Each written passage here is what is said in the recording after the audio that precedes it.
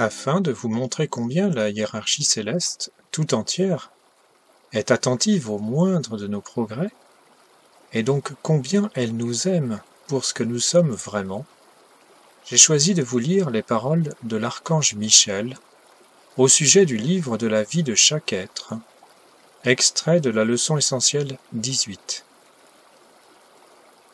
Je précise avant de commencer que le Ma Chohan est le maître ascensionné directeur des 7 maîtres ou 7 Chohan, Maha voulant dire supérieur, qui dirige chacun un des rayons des 7 qualités divines, qui sont volonté, sagesse, amour, pureté, vérité, paix et liberté. Voir pour cela les leçons 10 à 16. Lien dans la description de cette vidéo.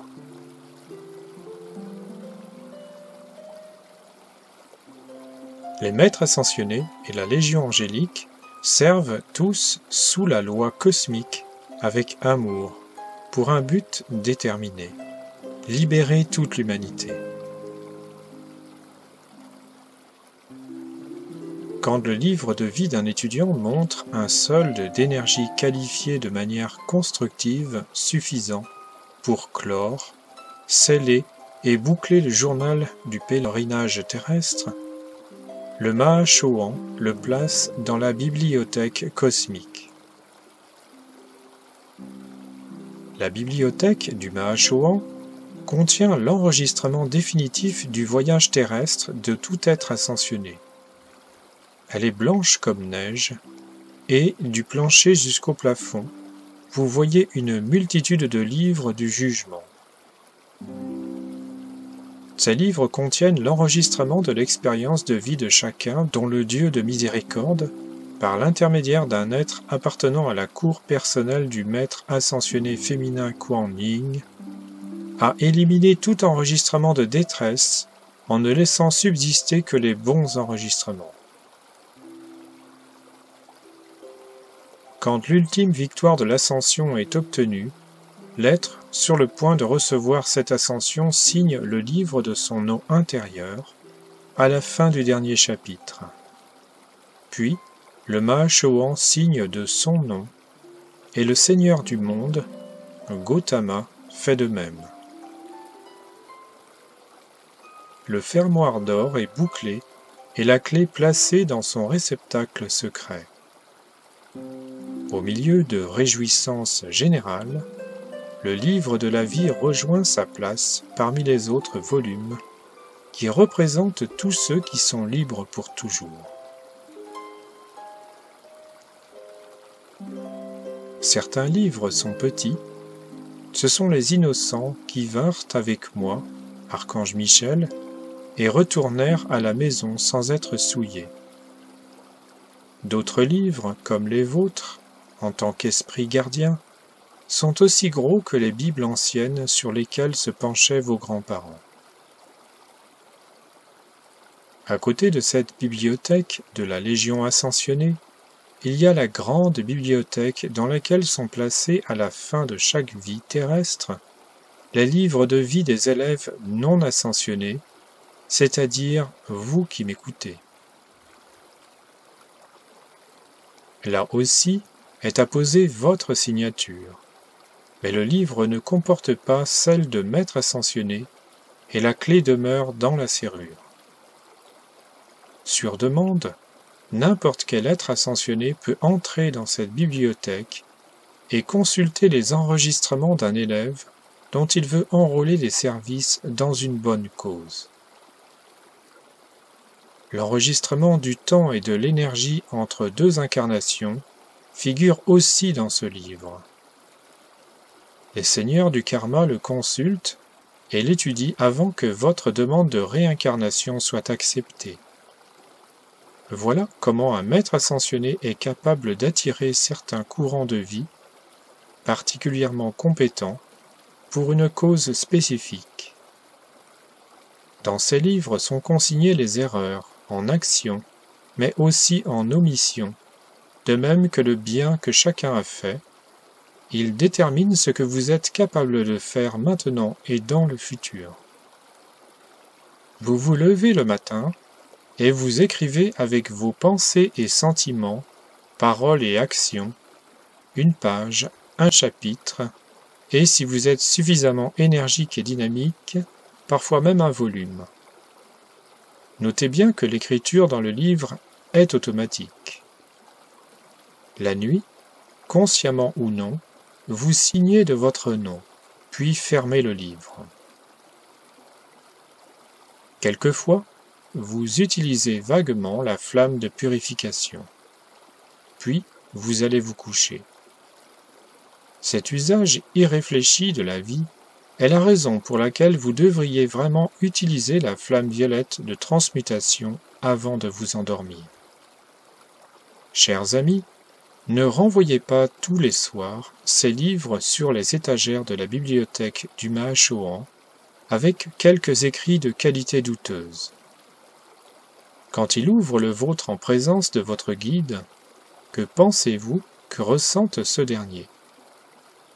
Mais si vous avez utilisé le feu sacré, la flamme violette, vous n'avez pas seulement purifié l'enregistrement dans le livre, mais vous avez aussi transmuté au niveau intérieur la cause et le noyau de vos créations. Par l'usage du feu violet, vous pouvez condenser l'histoire de votre vie. Il suffit que vous soyez disposé à revenir au commencement des temps. Vous n'avez pas besoin de tous les détails. Faites juste remonter la flamme violette purifiante vers le passé au travers de tout votre courant de vie. Je me permets de proposer ce décret. Flamme violette, depuis le commencement, consume cause, effet, enregistrement et souvenir de tout concept, désir et sentiment humain dans mon être et mon monde, et chaque erreur dont mon moi humain est responsable. Remplace cela avec le feu sacré des êtres ascensionnés de lumière. Amour, pureté et perfection, et maintiens ta souveraineté en moi pour toujours. Ensuite, faites vos appels de flammes violettes rythmés. Suite du message de l'archange. Voilà notre espoir, que vous vous éleviez et que vous vous serviez du feu sacré en abandonnant vos sentiments de désespoir. Ce que vous êtes aujourd'hui est une bonne indication de ce que vous avez été siècle après siècle.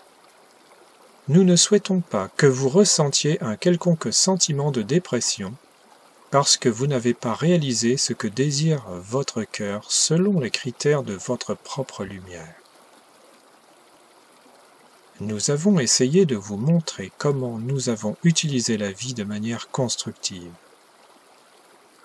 Maintenant, nous souhaitons que vous réalisiez que vous êtes des êtres de lumière qui ont transporté l'illumination de Dieu au travers de nombreux âges, et qu'il vous sera impossible de ne pas libérer cette dynamique d'assurance, de santé, de ressources et de confiance, avec une totale maîtrise, quand votre esprit extérieur entendra les directives de votre soi-présence. Fin du message.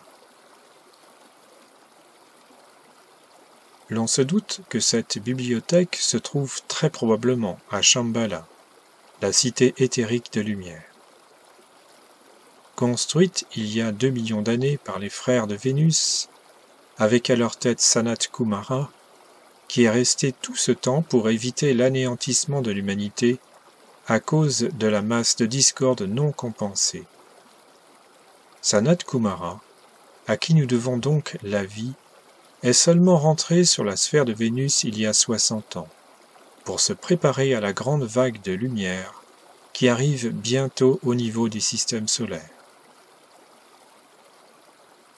Depuis, c'est le seigneur Gautama, le premier homme ascensionné il y a 2500 ans, qui préside le grand cœur des maîtres ascensionnés, et celui-ci est donc présent pour signer les livres des êtres ayant gagné l'ascension.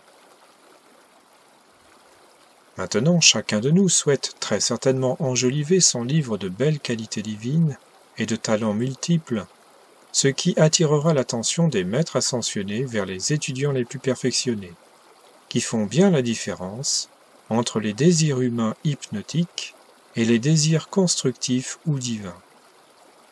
Or, bien des étudiants justifient des désirs humains en prétendant qu'ils viennent tout droit de la présence, et ce type de duplicité n'est pas vraiment à la gloire de l'étudiant. Les rayons de la vérité et du discernement sont à développer en priorité dans ce cas. Ainsi, il s'agit d'améliorer notre être et de développer les 7 qualités des 7 rayons, pour commencer le premier, le courage dans l'action, car nous sommes désormais au temps de l'action.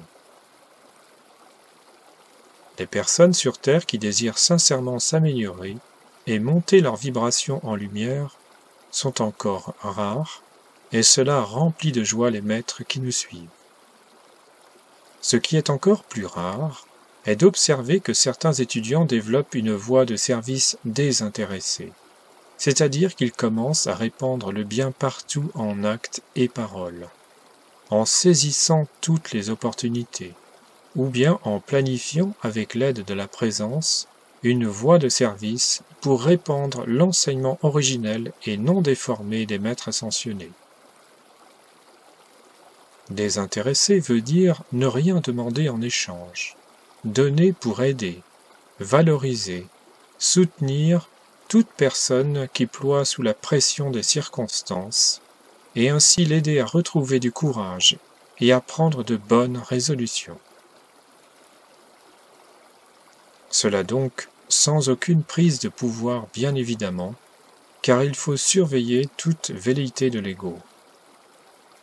Cette voie de service est la porte ouverte à l'abondance de la présence, car l'étudiant qui donne son temps à servir année après année et amplifie l'activité du feu sacré dans son corps avec ses appels quotidiens, ses contemplations, le cœur vibrant d'amour pour sa présence, voit la plupart de ses besoins essentiels comblés par la vie. Ainsi, jour après jour, nous embellissons notre livre de vie en effaçant les actions douteuses par la flamme violette et en aimant plus que toute autre chose notre merveilleuse présence. Cela ne pourra que consolider notre chemin vers la victoire de l'ascension.